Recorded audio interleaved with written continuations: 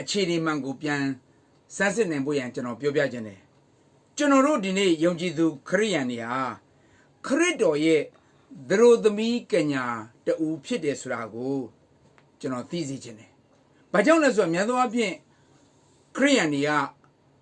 ဘာသာရေးခရိယန်ပုံစံပဲဖြစ်နေကြတယ်ကျွန်တော်တို့ကတကယ်ခရစ်တော်ရဲ့သရိုသမီးတယောက်ဖြစ်တယ်ဆိုတာကိုနားမလည်တဲ့ကြောင့်ကျွန်တော်တို့ရဲ့အသက်တာမှာယုံနဲ့နံမခွဲခင်အချိန်မှာကျွန်တော်တို့ကနေခြင်းသူတို့နေသွားခြင်းသူတို့သွားစားခြင်းသူတို့စားပြောခြင်းသူတို့ပြော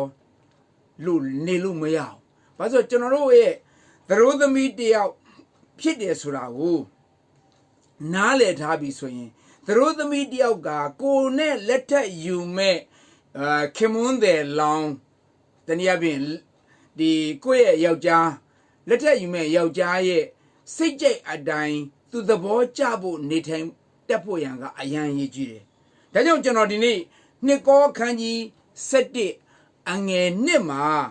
ဘလို့ဖော်ပြထားလဲဆိုတဲ့အချက်ကဘလို့ရေးထားလဲဆိုရင်သီလနဲ့ပြည့်စုံတဲ့သရိုသမီးကညာကဲ့သို့ခရစ်တော်ကိုဆက်သမဲ့သူတွေလို့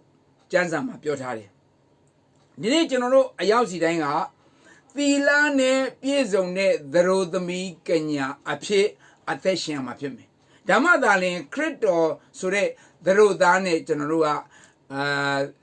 လက်ထက်ထင်များခြင်းဆိုတဲ့အမှုကိုပြုလို့ရမှာဖြစ်တယ်။အဲ့တော့ကျွန်တော်တို့က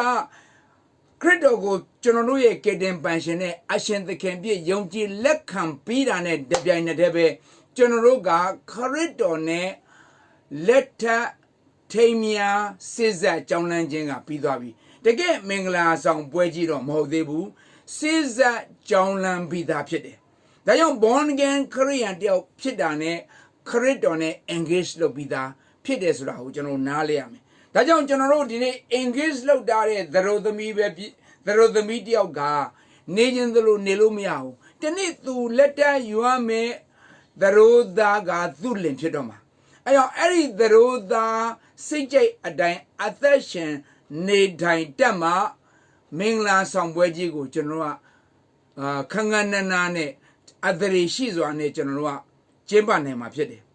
ဖြစ်တယ်လို့နေလိုက်ရင်ဒီမင်္ဂလာဆောင်ပွဲကြီးဟာကျွန်တော်ကပြတ်သွားမဲ့သဘောရှိတယ်အဲ့တော့ကျွန်တော်တို့ဒီနေ့သရိုသားဆိုတဲ့ခရစ်တော်ပေါ်မှာကျွန်တော်တို့ရဲ့ချစ်တဲ့စိတ်ပျောက်မသွားဖို့ရန်ထိမ့်သိမ့်သိမ့်နဲ့ဘလို့အသက်ရှင်နေထိုင်ရမယ်ဆိုတဲ့အကြောင်းကိုကျွန်တော်ဒီနေ့ဧဖက်ဩရာစာအခန်းကြီး9အငယ်26နဲ့29ပေါ်မှာအခြေခံပြီးတော့မှကျွန်တော်ဒီနေ့ပြောပြခြင်းတယ်အဲ့တော့ဘလို့အသက်ရှင်ရမယ်ဆိုတဲ့အကြောင်းကိုဒီမှာရေးထားတာဘလို့ရေးထားတယ်ဆိုတော့တန်ရှင်းပြီးတော့အပြစ်ကင်းတဲ့အသက်တာဖြစ်ရမယ်တဲ့ဧဖက်9 26 29ကအဲ့လိုပြောပါတယ်ကျွန်တော်ဖတ်ပြပါမယ်ထိုအသင်းတော်သည်တန်ရှင်းလေအပြစ်ကင်းလေရှိသည်ဖြစ်၍အညစ်အကြေးတင်ခြင်းအရေးတွန်ခြင်းမှစသည်တို့နှင့်လွတ်လပ်သဖြင့်အသရေတင့်တယ်လေရှိသောအသင်းတော်ကိုခရစ်တော်သည်မိမိအားဆက်သအံ့သောငါနှုတ်ကပတ်တော်ရေ၌စေကြောခြင်းအပြင်စင်ကြယ်တန်ရှင်းစေမည်အကြောင်းထိုအသင်းတော်အဖို့အလို့ငါကိုစွန့်တော်မူ၏လို့ကျမ်းစာဖော်ပြပါတယ်ဆိုတဲ့သဘောကသရိုသမီးကညာတယောက်ဖြစ်ဖို့ဆိုရင်အညစ်အကြေးတင်ခြင်းနဲ့ကင်းရမယ်ဆိုတာက spotless life ဖြစ်ရမယ်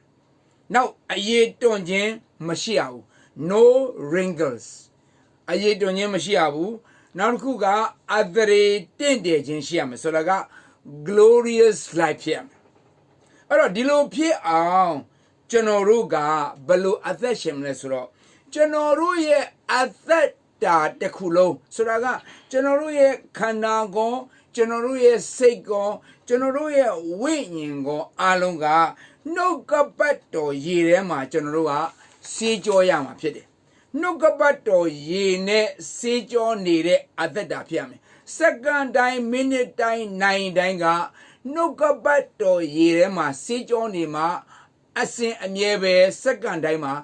တန်ရှင်းပြီးတော့အပြစ်ကင်းတဲ့အသက်တာဖြစ်လာမှာဖြစ်တယ်ဒါဆိုရင်ကျွန်တော်တို့ဆိုလိုတဲ့အဓိပ္ပာယ်ကဘာကိုပြောလဲဆိုရင် ကျွန်တော်တို့ရဲ့ဘဝအသက်တာမှာကျွန်တော်တို့ဆောင်ရွက်ခြင်းနဲ့အရာတစ်ခုခုဆောင်ရွက်တော့မယ်ဆိုရင်နှုတ်ကပတ်တော်နဲ့ညီသလားမညီဘူးလားအရင်စစ်ဆေးရမယ်ဆိုတော့ကနှုတ်ကပတ်တော်ကကျွန်တော်တို့လှုပ်ခြင်းနဲ့အရာကို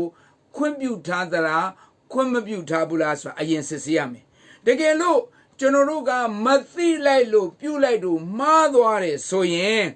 တယောတကိုမှာအကြံပေးထားတဲ့အတိုင်းကျွန်တော်ဆောင်ရွက်ဖို့လိုတယ်ဆိုတဲ့သဘောကတော့ကျွန်တော်တို့ရဲ့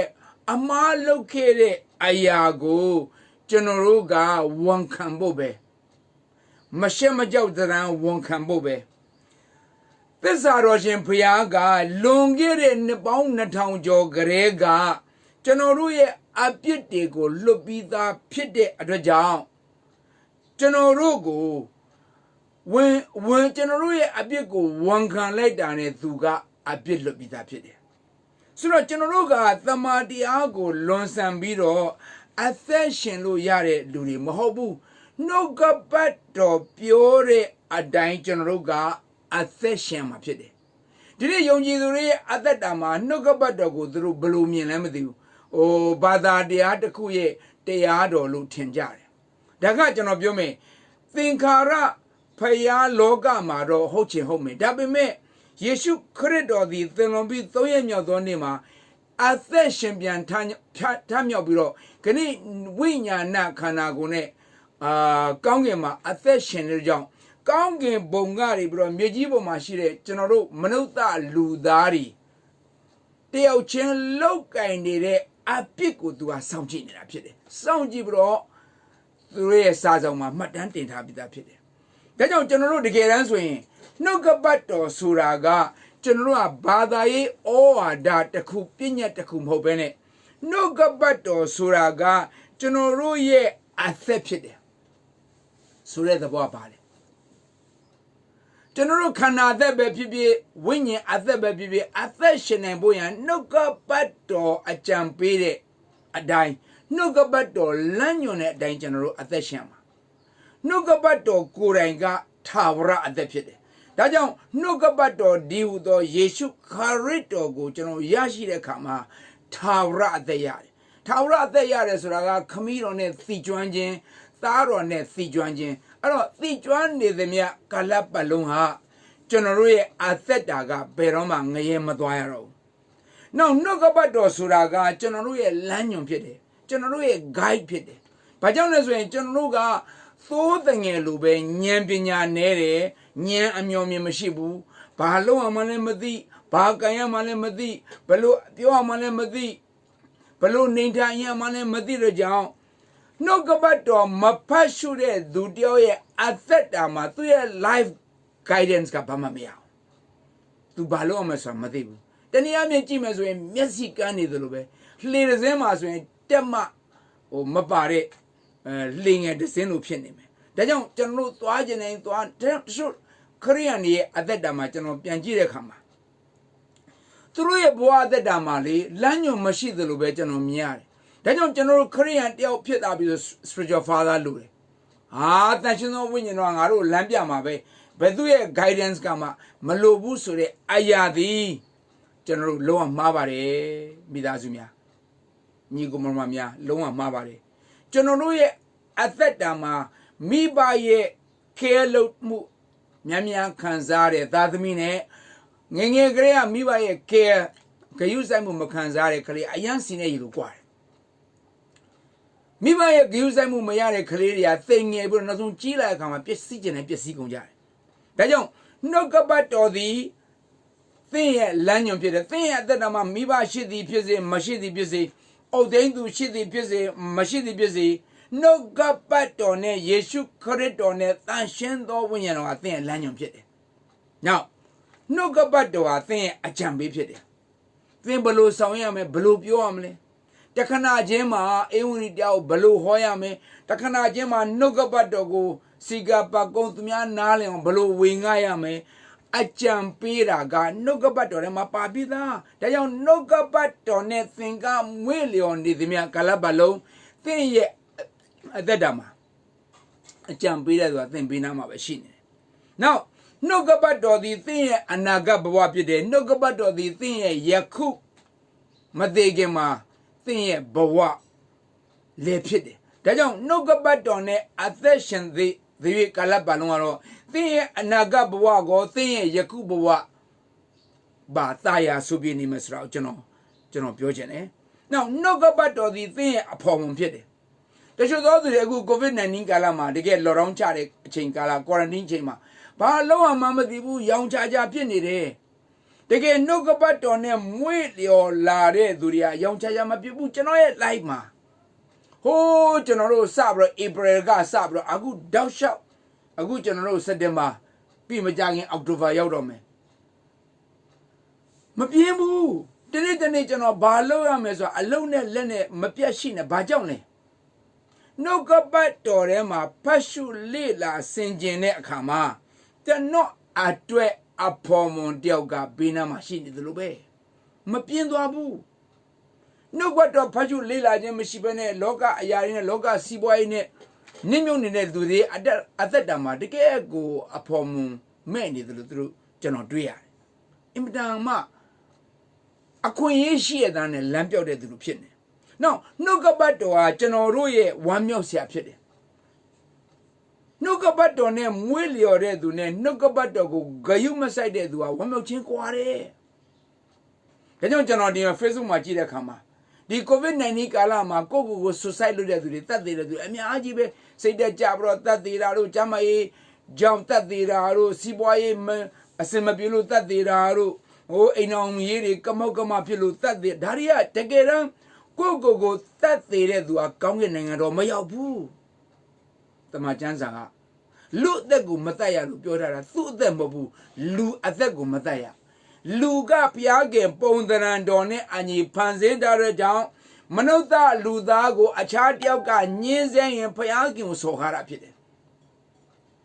ဘုရားရဲ့အမှုတော်ဆောင်တွေကိုတယောက်သောသူကဝေဖန်ခဲ့ရဲ့ပြစ်တင်ရင်ဘုရားခင်ရဲ့မျက်စံတော်ကိုလာပြီးတော့ထိခိုက်တယ်လို့ပဲဒါကြောင့်ဒီနေ့ဓမ္မအမှုတော်ဆောင်တွေကိုစော်ကားတဲ့သူတွေရဲ့အသက်တာမှာကျွန်တော်ကြည့်တဲ့ခါမှာသက်သေခံချက်တွေအများကြီးရှိပါတယ်ကျွန်တော်ဘိုင်နေနဲ့မပြောချင်ပါဘူးဘုရားရဲ့အမှုတော်ဆောင်တွေကိုစော်ကားတဲ့သူတွေမှာဒုက္ခရောက်သွားတဲ့သူတွေအများကြီးပဲဒါတွေကျွန်တော်ပြောရင်သိပြီးတော့ကိုယ်ရည်သွေးရရောက်ပါတယ်ပြန်နောက်ကနှုတ်ကပတ်တော်သည်ကျွန်တော်တို့ရဲ့ညီသက်ခြင်းဖြစ်တယ်နှုတ်ကပတ်တော်ဟာကျွန်တော်တို့ရဲ့မျှော်လင့်ခြင်းဖြစ်တယ်နှုတ်ကပတ်တော်ကကျွန်တော်တို့ရဲ့ကျမ်းမာခြင်းလည်းဖြစ်တယ်နှုတ်ကပတ်တော်ကိုစေလွတ်ပြီးတော့တဲ့အနာရောဂါငြိမ်းစေမလို့ကျမ်းစာပြောထားပြီးသားဒါကြောင့်နှုတ်ကပတ်တော်ကိုကြွေးကြော်တဲ့သူရဲ့အသက်တာမှာအမြဲတမ်းကျမ်းမိုက်ကောင်းတယ်ဟာလေလုယာအခု COVID-19 ကာလတကယ်ဟို lockdown ချတဲ့ကာလမှာကျွန်တော်တခါမှဖျားနာဘူးကျမ်းမာနေဘာဖြစ်လို့လဲနှုတ်ကပတ်တော်နဲ့ကျွန်တော်ကြွေးကြော်တယ်ဒဏ်ချက်တော်အပြင်ငါတို့အနာရောဂါငြိမ်းပြီဒဏ်ချက်တော်အပြင်ငါကကျမ်းမာတော်သူဖြစ်တယ်ငါကဒဏ်ချက်တော်အပြင်ငါကသန့်ဆွမ်းတော်သူဖြစ်တယ်ငါဒဏ်ချက်တော်အပြင်ငါကယောဂအမျိုးကလွတ်မြောက်တော်သူဖြစ်ဆိုကြွေးကြော်တဲ့အခါမှာဖျားခင်အနာရောဂါငြိမ်းခြင်းအရှင်ဖြစ်သောကြောင့်ကျွန်တော်တို့ကိုကြမ်းမာခြင်းပေးပါတယ်နှုတ်ကပတ်တော်ဟာသင်ရဲ့အသက်တာရဲ့အုံမြင့်လည်းဖြစ်တယ်အာမင်သင်နှုတ်ကပတ်တော်မှာအခြေချပြီးတော့အသက်ရှင်အုံမြင့်ပေါ်မှာတည်ဆောက်ထားတဲ့အိမ်လိုပဲ COVID-19 လို့ဆိုတဲ့မုန်တိုင်းကလေမုန်တိုင်းတွေကမိုးရီတွေကရွာတဲ့အခါမှာသင်ရဲ့အသက်တာဒီဟူသောအသက်တာအိမ်အုံမြင့်ကမပျက်စီးတော့ဘူး suicide လုပ်တယ်ဆိုတဲ့သဘောအုံမြင့်ပြတ်သွားတာဖြစ်တယ်အာမင် COVID-19 virus ကဘာနဲ့တူလဲဆိုရင်ဟိုမိုးရွာတာလေပြင်းတိုက်တာနဲ့သွားတူတယ်ရေစီးလာတာနဲ့တူတယ်စာဝန်တွေကြက်တီးမှုတွေဒါတွေကအားလုံးအိုက်ကွနာမုံတိုင်းတို့လိုပဲဒါပေမဲ့သင်ကိုယ်တိုင်ကနှုတ်ကပတ်တော်ပေါ်မှာအခြေချထားရင်သူ့ရဲ့သားသမီးဖြစ်တဲ့သင်ကိုဘုရားကမကြွေးပဲမနေဘူးအခုကျွန်တော်တို့ဆိုဘာအကြွေးမှမရှိဘူးငွေအရှံပင်လားဆိုတော့မရှံပင်ပါဘူးတို့တော်ညာလည်းငတ်သလားဆိုတော့မငတ်ဘူးအာမင်ဟိုလူကသမောသီလာကျွေးလိုက်နော်ဟိုလူကဟင်းရွက်တွေလာကျွေးလိုက်ဟိုလူကစက်သားတထုပ်လာကျွေးလိုက်အိုးဝါဟိုလူကမုတ်တွေလာကျွေးလိုက်ခရကာလာကျွေးလိုက်ငပြောသီလာကျွေးလိုက်ပဲသီလာကျွေးစားစရာအရှံပဲဖျားခင်ကျွေးနေတာ Nila Musone, I would like I cannot deny Java, Piosa Malubu, Payay, Tatamiga, Bayen, Amen, the Ramza Mobu, Amen. That don't know Guni Java, Jounsia Malubu, Pia Kinga. They no good, JJ Pumbari, now what yours are Jimmers of Piagan, General Lemianos, some to be done, General, what yours are Piagan, Judy, Amen, Hallelujah. No gabato the general a limpide, no gabato the general nyampide, General Zenimona Nelso, Imadama, the gay Lumuibama, the gay Nyan no needed to be. Some to be that Luga Macada, General Macadabu, General Lemiania, areas are Lurina Mabamu Tebruma. I don't lure John Madibu. There were no gabato, Pashu Lare Kama, no gabato Rema, Macaune Duri, Kaune Duri, O Ayashire, Aswa Mene, Apinya Daddy, Balu, Bounding Sessan Yak Mesure Ayago. How to deal with Balu? No gabato, I can be that. They don't know gabato, Pashu Kajaro, Sarah Johnedy. No, Naso Johnedy.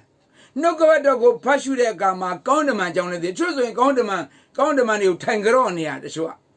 Yes, you critical Madeira to the Gondaman, the Logani, I don't know, Nebjamari, Bono, Nebjamari, Tangaronia, Nebjamari is what you know, a kind. Hallelujah. Yonji do Payat, the media go here de Salima. Yonji do Payat, media go, I love you, a second, General Payat. Credonia do Palemboma, I do Tayare to the Pirajan. Credo Goranga, Credo Gorango, Gondamania, I love you to the Lu. 2 years, Tadami, Bayen, Tadam media, I love you to Kayare. That don't general, a main paper when she Gondamani, Gondamani, General Queen, Piozamaro. Hey, I go not to make Kina, Mino, Quagaja, Sunshot Ja, like you, Pinsenja. Macone, Yare Mino Peshaja. County Minario, not in Telaja, Saziario Telaja, which did it with Telaja, Agungang with Yandibi, kind of yare. Hallelujah. Going to Mazua, General Kaisabuya, Camilo Bianca, General, and Nintabita Bide, Tangaro, and Mobu.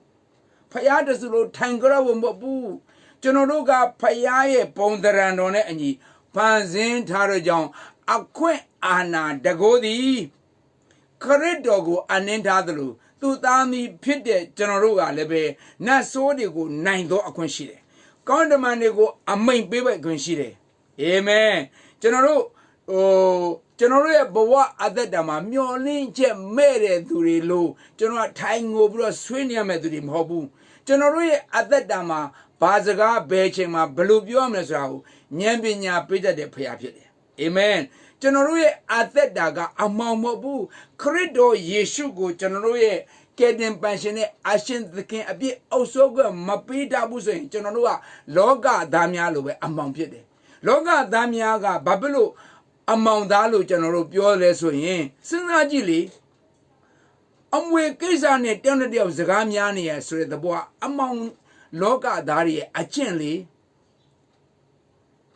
Janama Purabinam. Key thing would drain the again, then nothing to be like. Sure the Boga, General Dine, Payata Media, Loka, Ayama, Bahama, Tambu Matabu. Generally, at that Damazon, Piade, Pilu Lady Kama, Piankinga, Comatwazi Bene, Piankinga, Piambroma, Amira, Generally, Pansine, Ayario, Piakan, Piancounty Pirabe. They are Mesue at the Dama. Mesue Nale Tabuya, Mesua, Corridor, the Rodami Kenya Pide, the Rodami Kenya ne, Kenya Pide, Generune, Corridor, the Roda, Lemadagan, Kalama, Than Shinshene, Sinzin Jene, a Theshin Tapuyan Dwe, D Chinga, General Sounds Ambroma, a Theshame, a Chinkala Pide. The young Dawu Nale Bro, Mesui, Sinjin and Buyan, Gani, D Nogabadoline. Abe the Bile Bade, Piakin, Mesui Boma, to get Simman Sinjere, the road me appear addition and Basilu, Sanabile Bade.